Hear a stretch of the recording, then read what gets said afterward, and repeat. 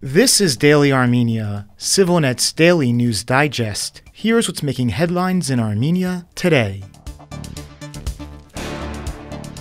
Following up on a story we first brought you yesterday, Armenia's Ministry of Foreign Affairs did not rule out the possibility of joining regional initiatives when it was asked about a comment made this week by Donald Trump's Special Representative Steve Witkoff that Armenia and Azerbaijan may join the Abraham Accords. In response to a query from CivilNet, Ministry spokesperson Ani Badalian said, "Within the framework of dialogue with the American side, various topics are being discussed. Both the existing strategic partnership and initiatives contributing to the establishment of peace in the region can, of course, offer new opportunities." The Abraham Accords are U.S.-brokered bilateral agreements which started under the first Trump administration that normalize relations between certain Arab states and Israel. Some observers have questioned how Armenia and Azerbaijan fit into this, as both recognized Israel long ago, and Baku in particular already has close strategic relations with Tel Aviv.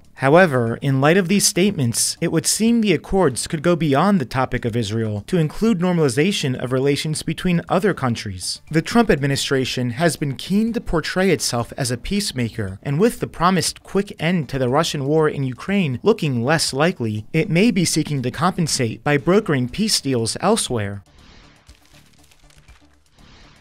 Yesterday, Armenian Foreign Minister Ararat Mirzoyan met in Brussels with the European Union's top diplomat Kaja Kallas to discuss deepening Armenia-EU relations, according to a statement from Armenia's foreign ministry. A focus of the talks was concluding a normalization agreement between Armenia and Azerbaijan and establishing formal interstate relations. The meeting comes just weeks after controversy surrounding Kallas's April visit to Baku, which surprised many in Yerevan. Though a visit to both Armenia and Azerbaijan had been expected, Kallas appeared in Baku without a corresponding stop in Yerevan. During the visit, she called Azerbaijan an important partner and praised its ties with Brussels, despite the fact Baku accuses the EU of espionage and other hostile actions through its monitoring mission in Armenia. Meanwhile, Baku has been raising tensions by repeatedly shooting at border villages in Armenia. Kallas's perceived leniency toward Baku drew criticism from some European lawmakers, who accused her of ignoring Armenia's democratic reforms, including its recent parliamentary move to seek closer ties with the EU.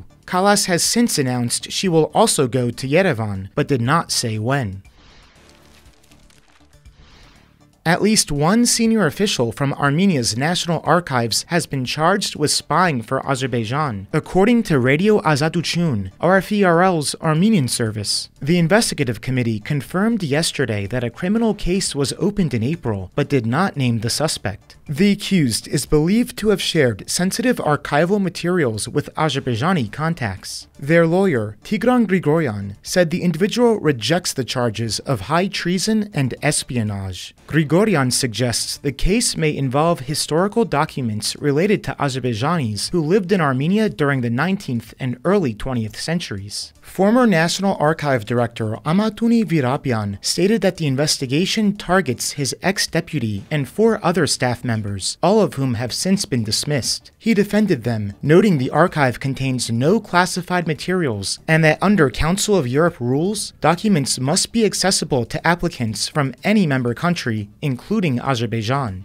Virabian expressed hope that the accused will be cleared. Tensions over historical narratives remain high, as Azerbaijani officials often refer to present-day Armenia as historic Azerbaijani lands, citing the presence of ethnic Azerbaijanis before the Nagorno-Karabakh conflict began in 1988. Armenian officials have condemned these claims as veiled attempts to challenge Armenia's territorial integrity, especially as Baku demands a sovereign corridor through the southern Sunnik region.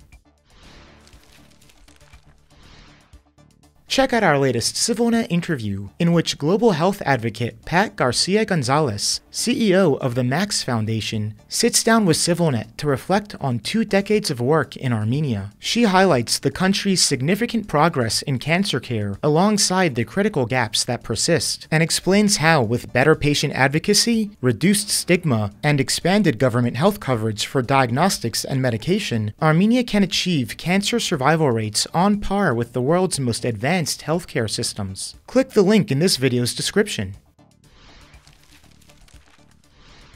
And finally, the CivilNet number of the day is 9. That's Armenia's score out of 100 on ILGA Europe's Rainbow Map, which tracks LGBTQ rights across the continent. Unchanged since last year, Armenia still trails neighbor Georgia, which has dropped significantly to 12 points, while it is ahead of Azerbaijan and Russia, which have just 2 points. While Armenia usually leads the region by leaps and bounds on rights and democracy, this is one index in which it is squarely among its autocratic neighbors. And as always, please keep following CivilNet for the latest news and independent reporting from our contributors on the ground here in Armenia.